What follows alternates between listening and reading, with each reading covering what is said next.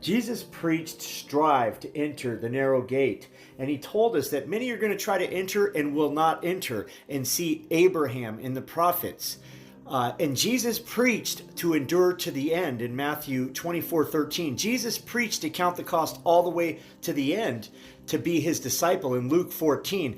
And what people don't seem to understand is we're in the race of faith where we are being measured by our faith, and we have to have a testimony that we please God, because in the next age of judgment, Jesus is going to rule and reign for 1,000 years. And Jesus talked about this to the apostles, and he said, whoever's forsaken property, family, and everything for him will have 100-fold in the regeneration.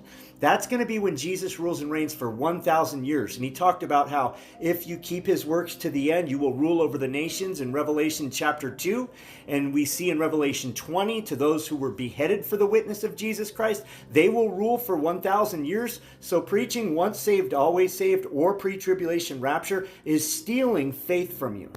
And when we look at the greatest chapter on faith in Hebrews 11, the very next chapter, immediately at the beginning, we have an exhortation that you have not yet resisted sin unto bloodshed, striving against it. And then it goes on to talk about the chastisement of God that all are partakers of, but only the sons of God endure it, and bastards reject it.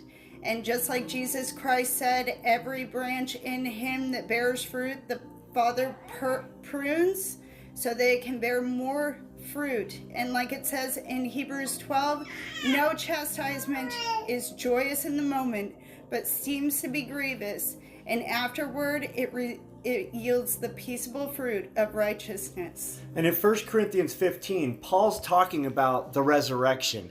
And in other place, he talks about if we suffer with Christ, we will reign with him. If we deny him, he will deny us. So we want a good resurrection. It talks about in Daniel, some are going to rise to everlasting shame and contempt, but others are going to shine like the stars who lead many people to righteousness. And in Matthew 13, the workers of iniquity are going to be cast out where there's weeping and wailing. But then the righteous will shine like the sun in the kingdom of their Father. He who has an ear to hear, let him hear.